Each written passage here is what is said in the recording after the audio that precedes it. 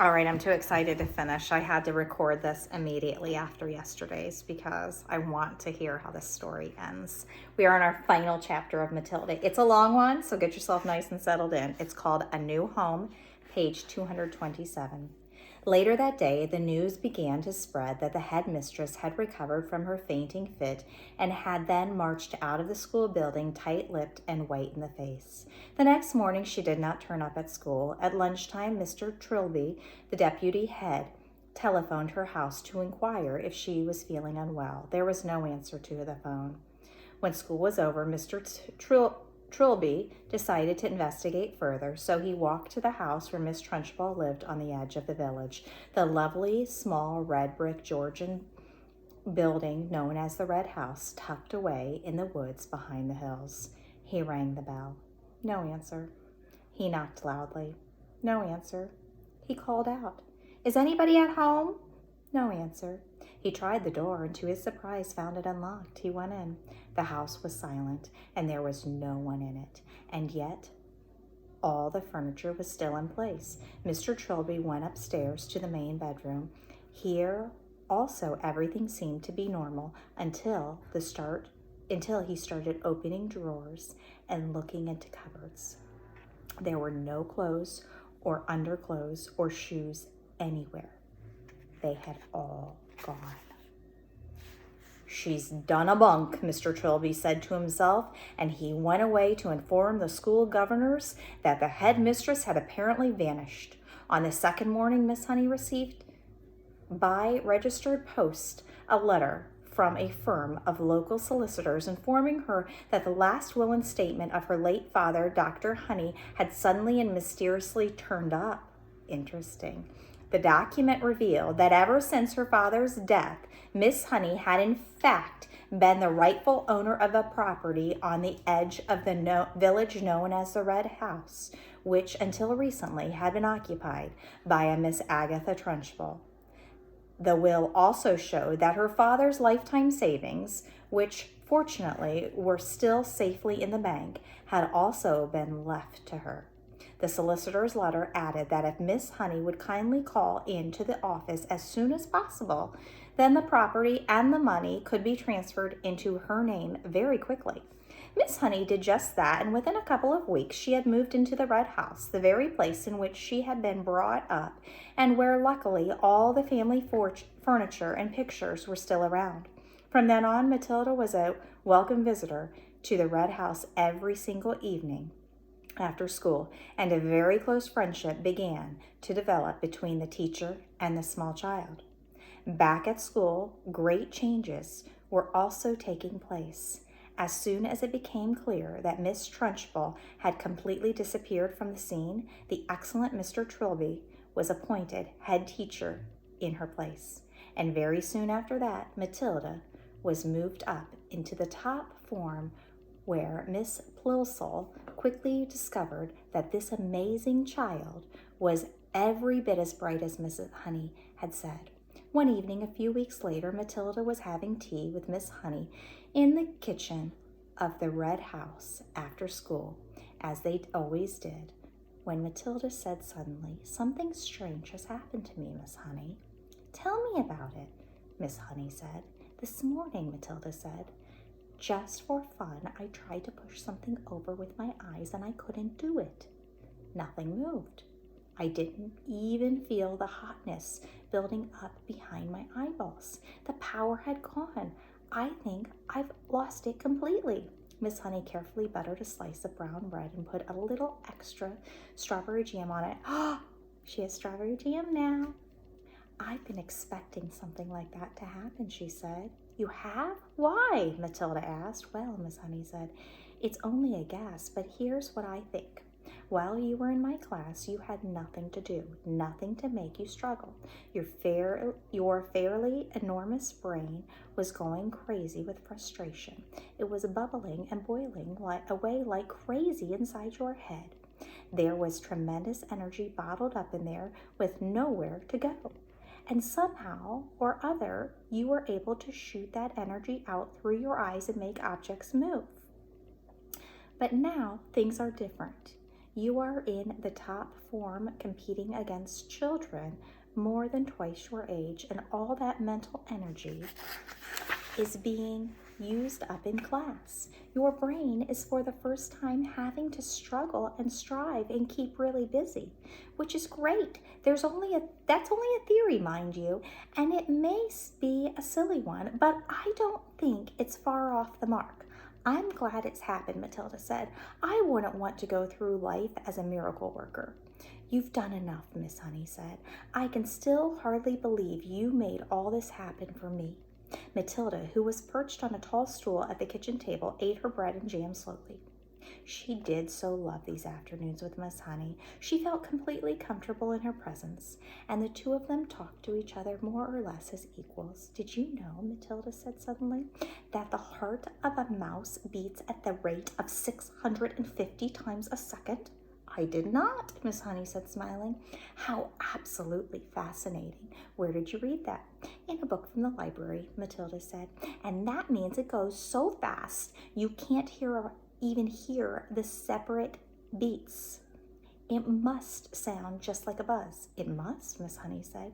And how fast do you think a hedgehog's heart beats? Matilda asked. Tell me, Miss Honey said, smiling again. It's not as fast as a mouse, Matilda said. It's 300 times a minute. But even so, you wouldn't have thought it went as fast as that in a creature that moves so slowly, would you, Miss Honey? I certainly wouldn't, Miss Honey said. Tell me more. A horse, Matilda said. That's really slow. It's only 40 times a minute. This child, Miss Honey told herself, seems to be interested in everything. When one is with her, it is impossible to be bored. I love it. The two of them stayed sitting and talking in the kitchen for an hour or so longer, and then at about 6 o'clock, Matilda said goodnight and set out to walk home to her parents' house, which was about an 8-minute journey away. When she arrived at her own gate, she saw a large black Mercedes motor car parked outside.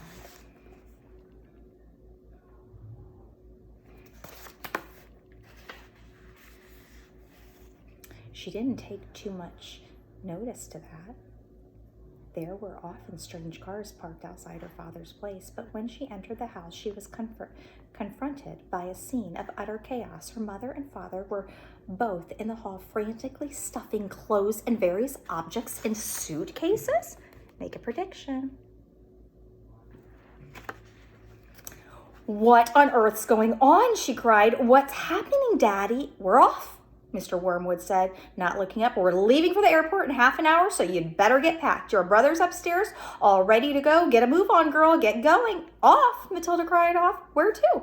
Spain, the father said. It's a better climate there in this lousy country. Spain, Matilda cried. I don't want to go to Spain. I love it here and I love my school. Just do as you're told and stop arguing, the father snapped. I've got enough troubles without messing about with you. But Daddy, Matilda began. Shut up, the father shouted. We're leaving in 30 minutes. I'm not missing that plane. But how long for, Daddy? Matilda cried. When are we coming back? We aren't, the father said. Now beat it. I'm busy. Matilda turned away from him and walked out through the open front door. As soon as she was on the road, she began to run. She headed straight back towards Miss Honey's house, and she reached it in less than 4 minutes. She flew up the drive, and suddenly she saw Miss Honey in the front garden, standing in the middle of a bed of roses, doing something with a pair of clippers. Miss Honey had heard the sound of Matilda's feet racing over the gravel, and now she straightened up and turned and stepped out of the rose bed as a child came running up. My, she said, what in the world is the matter? Matilda stood before her, panting out of breath, her small face flushed crimson, that's a deep shade of red, all over. They're leaving, she cried. They've all gone crazy mad, and they're filling their suitcases, and they're leaving for Spain in about 30 minutes. Who is? Miss Tilda asked quietly. Mummy and Daddy and my brother Mike, and they say I've got to go with them. You mean for a holiday? Miss Honey asked. Forever! Matilda cried. Daddy said we were never coming back. There was a brief silence, and Miss Honey said, actually, I'm not very surprised. You mean you knew they were going? Matilda cried. Why didn't you tell me? No, darling, Miss Honey said. I did not know they were going, but the news still doesn't surprise me. Why? Matilda cried. Please tell me why. She was still out of breath from the running and from the shock of it all. Because your father, Miss Honey said, is in with a bunch of crooks. Everyone in the village knows that. My guess is that he is a receiver of stolen cars from all over the country. He's in it deep. That means he's in a lot of trouble. Matilda stared at her open mouth.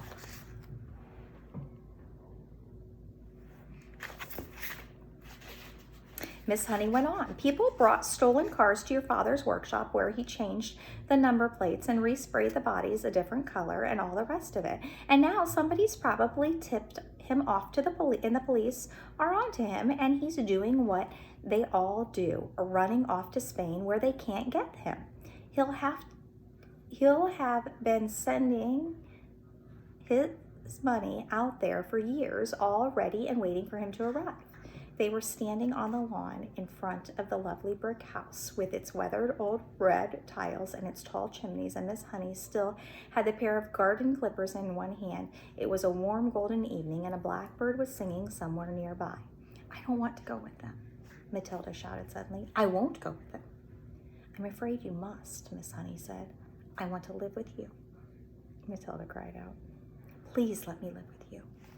I only wish you could, Miss Honey said, but I'm afraid it's not possible. You cannot leave your parents just because you want to. They have a right to take you with them. But what if they agreed? Matilda asked eagerly. What if they said, yes, I can stay with you? Would you let me stay with you then? Miss Honey said softly, yes, that would be heaven. Well, I think they might, Matilda cried. I honestly think they might. They don't actually care about me. Not so fast, Miss Honey said. We've got to be fast, Matilda cried. They're leaving any moment. Come on, she shouted, grasping Miss Honey's hand. Please come with me and ask them, but we'll have to hurry. We'll have to run. Make a prediction. The next moment, the two of them were running down the drive together and then out on to the road, and Matilda was ahead, pulling Miss Honey after her by her wrist, and it was a wild and wonderful dash they made along the country lane and through the village to the house where Matilda's parents lived. The big black Mercedes was still outside, and now its boot and all its doors were open, and Mr. and Mrs. Wormwood and the brother were scurrying around it like ants piling in the suitcases as Matilda and Miss Honey came dashing up. Daddy, Mommy, Matilda burst out, grasping for breath. I don't want to go with you. I want to stay here and live with Miss Honey. And she says that I can, but only if you give her permission. Please say yes. Go on, Daddy. Say yes, Mommy. The father turned and looked at Miss Honey. You're that teacher woman who once came here to see me, aren't you? He said. Then he went back to stowing the suitcases into the car. His wife said to him, this one'll have to go on the back seat. There's no room for it in the boot. The boot means the back. I would love to have Matilda, Miss Honey said. I would look after her with loving care, Mr. Wormwood, and I would pay for everything. She wouldn't cost you a penny, but it is not my idea. It was not my idea. It was Matilda's, and I will not agree to take her without your full and willing consent. Come on, Harry, the mother said, pushing a suitcase into the back seat. Why don't we let her go if that's what she wants? It'll be one less to look after. I'm in a hurry, the father said. I've got a plane to catch.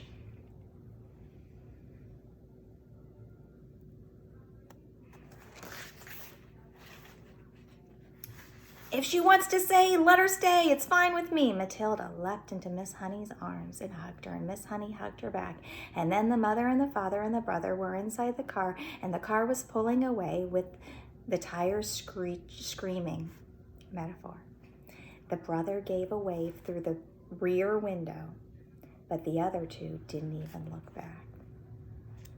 Miss Honey was still hugging the tiny girl in her arms, and neither of them said a word as they stood there watching the big black car tearing round the corner at the end of the road and disappearing forever into the distance.